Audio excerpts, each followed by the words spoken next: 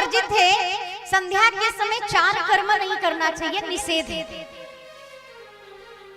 आहारे जायते व्याधि गर्भदुष्टच मैथुने निद्रायाम हरते लक्ष्मी स्वाध्याय मरणम ध्रुवम्। देवी, ये 4 कर्म शास्त्र वर्जित हैं, नहीं करना चाहिए। जब सूर्य अस्त होता है ना, उस समय यदि कोई भोजन ग्रहण करता है, कुछ भी खाता पीता है, तो वो एक नई व्याधि बनकर उत्पन्न होता है, एक नया रोग बनकर आता है। इसलिए सूर्य अस्त पर नहीं कुछ भी खाना पीना नहीं चाहिए। और दूसरा कहा कि संध्या के समय कोई भी संतान प्राप्ति की कोई क्रिया नहीं करनी चाहिए। क्यों?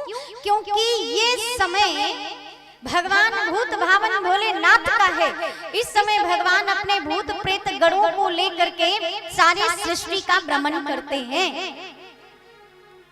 इसलिए कभी भी पति पत्नी को एक साथ उस समय नहीं होना चाहिए। तो कहते हैं कि और भगवान श्री नारायण ने, आप कल सुनेंगे, हिरण्यकश्यपु को मारने के लिए ये संध्या का समय निर्धारित किया था। इसलिए संध्या के समय पर ये दैत्य का समय, तो कहा कि कोई भी संतान प्राप्ति की क्रिया मत करिए। और इस समय की यदि संतान आपके गर्भ में ठहर गई, तो आपने प्रथम दिन की कथा सुनी ना, धुंधकारी, बिल्कुल वही। आपके पुत्र हो या पुत्री हो, कभी सुख नहीं पाएंगे आप। वो आपको सताने वाली होगी, आपको दुख देने वाली होगी, आपको कष्ट देने वाली होगी। क्योंकि गलत समय पर किया गया कार्य भी गलत परिणाम ही देता है। इसलिए हर एक कार्य को करने के लिए एक समय निश्चित किया गया है, किस समय आपको क्या करना है। और आगे कहते हैं कि निद्रायाम हरते लक्ष्मी। संध्या के समय यदि कोई शयन कर रहा है, यदि कोई सो रहा है, तो उसे उठा दीजिए। सोना नहीं चाहिए, क्योंकि संध्या के समय पर लक्ष्मी का आगमन आपके घर होता है। और यदि आप सो रहे हैं तो लक्ष्मी आपको प्रणाम करके चली जाएगी, फिर कभी नहीं आने वाली। ये जो निद्रा है ना, ये आपके लक्ष्मी का हरण कर लेती है।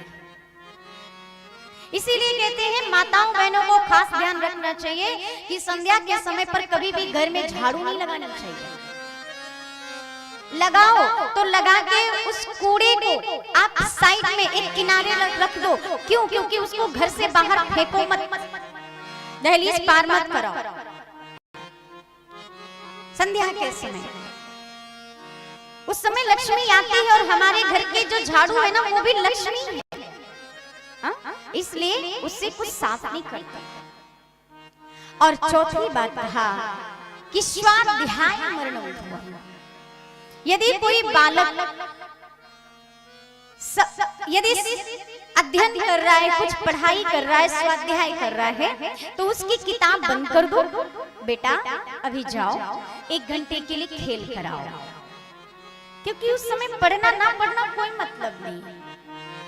पढ़ो, लेकिन क्या पढ़ो? रामायण पढ़ो, गीता पढ़ो, कोई धार्मिक पुस्तक पढ़ो तो ठीक है।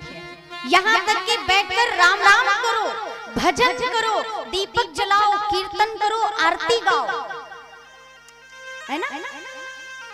तो कहा कि देवी ये 4 कर्म वर्जित हैं।